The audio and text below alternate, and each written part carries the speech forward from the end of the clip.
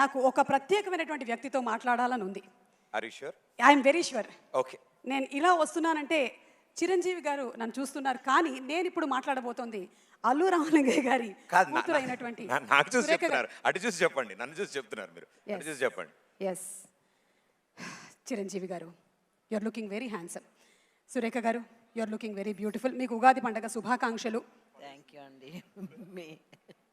మీకు కూడా ఉగాది శుభాకాంక్షలు. జనరలీ ఏంటంటే ఈ మధ్యకాలంలో అందరూ సెలబ్రిటీస్ వాళ్ళ ఇళ్లల్లో ఏం జరుగుతుందో తెలుసుకోవాలని చాలా ఉత్సాహంగా ఉందని మీకు తెలిసిందే సోషల్ మీడియా ద్వారా.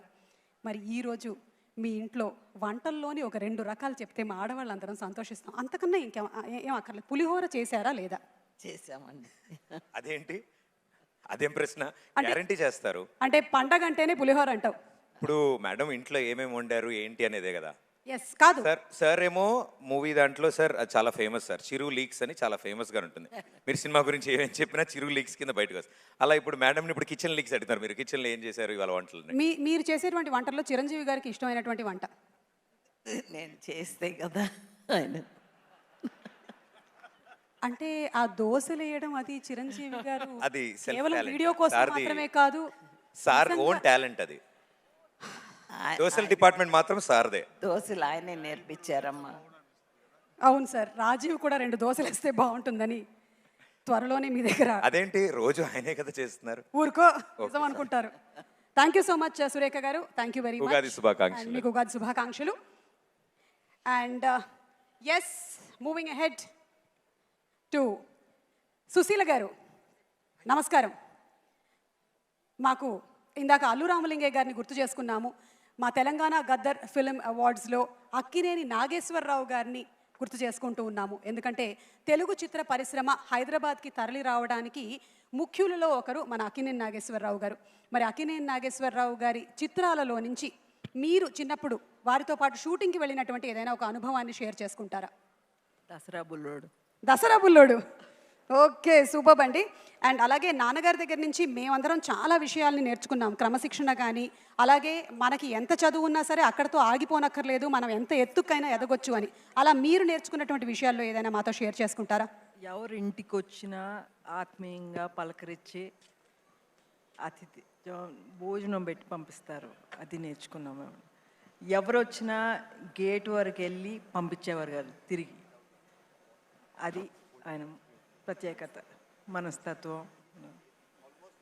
Thank you so much Sushila గారు.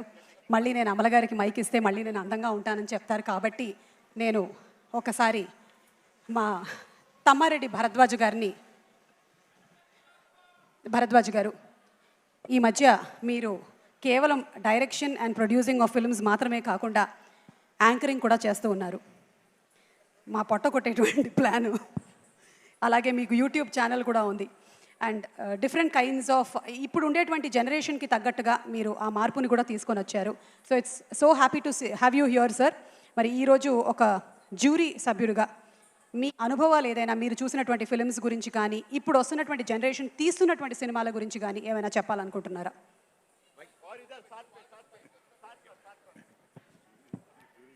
ఇప్పటి వరకు మనం అవార్డ్స్తో పాటు కొన్ని పెర్ఫార్మెన్స్ని కూడా చూసాం.